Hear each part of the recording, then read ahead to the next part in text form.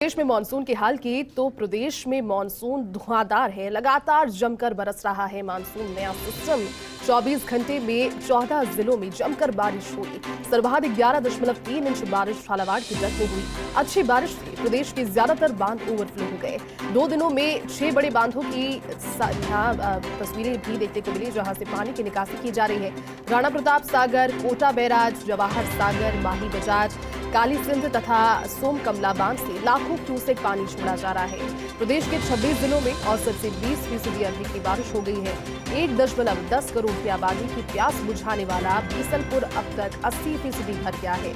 315.50 RN metre के मुकाबले बीसलपुर का जल स्तर पहुंच गया है 314.45 आरएन मीटर। अगले 1 से 2 दिन में छलक सकता है बीसलपुर बांध और प्रदेश में आज से दक्षिण पूर्वी इलाकों में धीमा पड़ेगा मानसून, यानी कि अभी मानसून आज के लिए एक्टिव हो सकता है, लेकिन आज शाम से दक्षिण पूर्वी इलाकों में मानसून धीमा पड़ जाएगा। लेकिन इस बार की अगर बात करें तो अपेक्षाकृत अच्छी बरसात मानसून ने प्रदेश के हिस्से में दी है। सर्वाधिक 11.3 इंच बरसात कल झालावाड़ के जग में हुई और अच्छी बारिश से प्रदेश के ज्यादातर बांध ओवरफ्लो हो गए हैं, जिससे जल संकट और बिजली संकट आने वाले दिनों में कम होता हुआ नजर आ रहा है। और ऐसी आशा, ऐसी उम्मीद सभी कर रहे हैं, क्योंकि खुशी है। लाखों लोगों की, करोड़ों लोगों की प्यास बुझाने वाला बीसलपुर भी छलकने को है। राणा प्रताप सागर हो गया, कोटा बांध हो गया, काली सिंध हो गई, सोम कमला बांध, यहाँ से लाखों क्यूसेक पानी छोड़ा जा रहा है। 26 जिले हैं प्रदेश के, जहां औसत से 20% अधिक बारिश हो गई है। बीसलपुर 80% भर गया है और अब छलकने के कगार पर बीसलपुर बांध।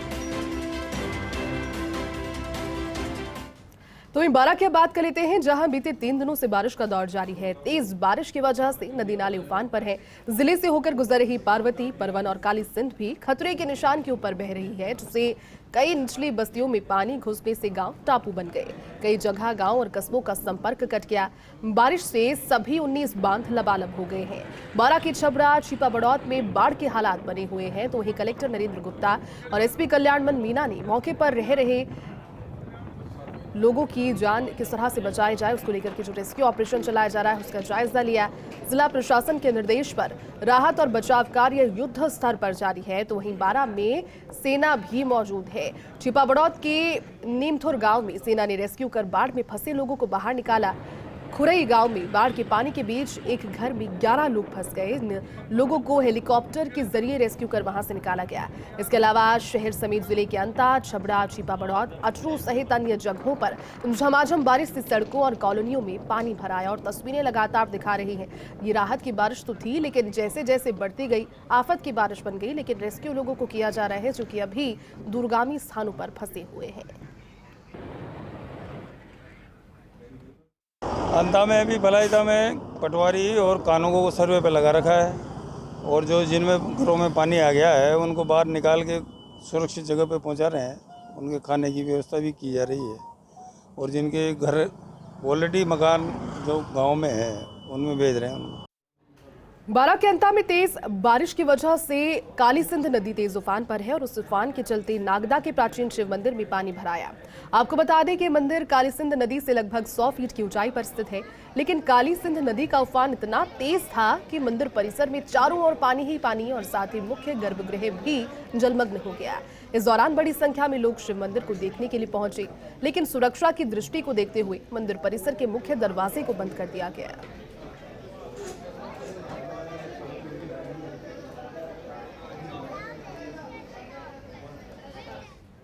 भीलवाड़ा से अगली खबर है। बारिश का दौर तो थम गया है, लेकिन आधा दर्जन मार्ग अभी भी बाधित है। बेडच नदी अभी भी उफान पर है। 42 घंटों से आवागमन बंद है। ककरोलिया घाटी में 3 फीट तेज बहाव के साथ पानी अभी भी बह रहा है। बड़लियास के पास बेडच नदी के पुलिया पर 6 फीट पानी का बहाव है। बेगू शाहपुरा का यातायात मार्ग डाइवर्ट किया गया। इसके अलावा कोचड़ी का झाड़ोल बांध भी ओवरफ्लो, कोठारी बांध ओवरफ्लो होने से नंदराय टैंक रपट पर पानी की आवक बढ़ी है। तो देखिए, बारिश तो रुक गई है, लेकिन जो आफ्टर इफेक्ट्स हैं इस बारिश के, वो तस्वीरें आपको बयां कर रही है। भीलवाड़ा से तस्वीरें हैं। कई बांध ओवरफ्लो हैं, कई मार्ग अवरुद्ध हुए हैं और साथ ही साथ जो लोग वहां से होकर गुजर रहे हैं या फिर रहवासी हैं, उन्हें काफी दिक्कतों का सामना करना पड़ रहा है।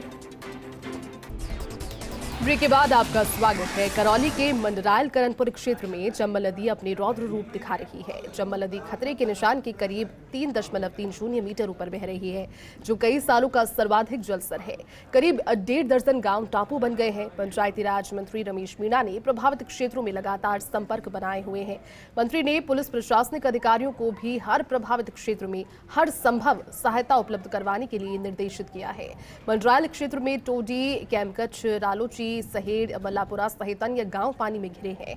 करणपुर क्षेत्र की अगर बात करें तो यहां पर गोटा, मल्हापुरा सहित अन्य पानी से घिरे हुए गांव की तस्वीरें भी सामने आई।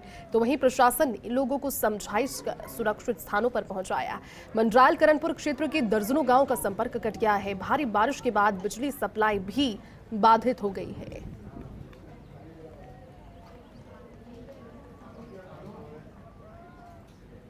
तो वहीं झालावाड़ में भारी बारिश की वजह से नदी नाले उफान पर है। पानी की आवक लगातार होने से डैम के गेट खोले गए। तो वहीं बांधों के गेट खुलने के बाद झालावाड़ के कई क्षेत्र जलमग्न हो गए। सब जगह पानी का सैलाब ही नजर आ रहा है। तो वहीं हालात अब ये बन गए हैं कि लोग घरों से नाव में बैठकर घर से बाहर निकल रहे हैं। निचली बस्तियों में तो पानी इतना भर गया है कि ये बस्तियां जलमग्न हो गई। दर्जनों गांव का जिला मुख्यालय से संपर्क कट गया है। लोगों को रेस्क्यू करने के लिए सेना की सहायता ली जा रही है।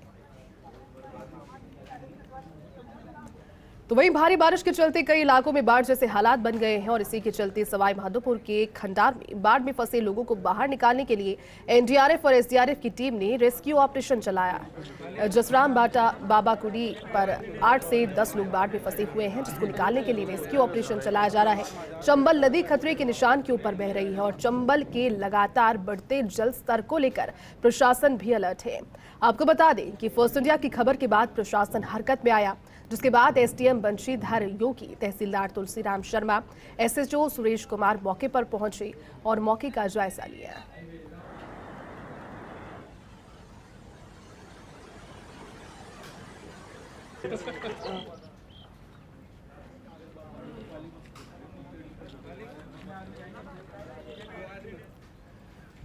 सवाई माधोपुर के खंडार से होकर गुजर रही चंबल नदी अपने रौद्र रूप पर है। लगातार बढ़ रहे जलस्तर के चलते चंबल नदी अपने ऐतिहासिक रिकॉर्ड्स को तोड़ रही है।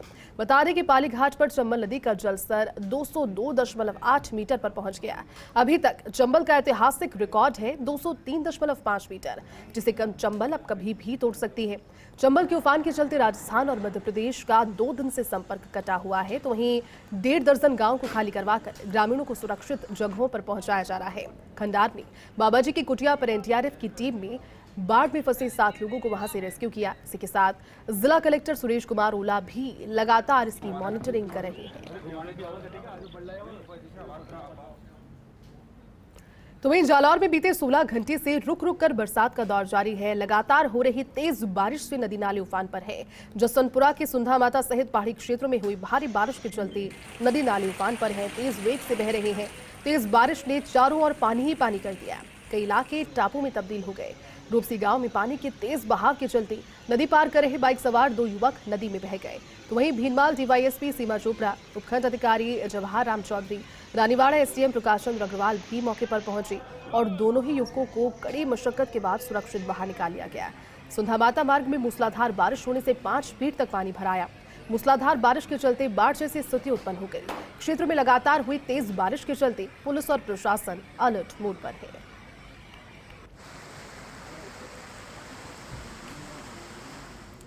बारां के छिपाबड़ौत में कल सुबह से ही प्रशासन की ओर से लगातार रेस्क्यू जारी है। एनडीआरएफ और एसडीआरएफ की टीमों ने पथरी गांव से 44 लोगों को रेस्क्यू कर सुरक्षित जगहों पर पहुंचाया।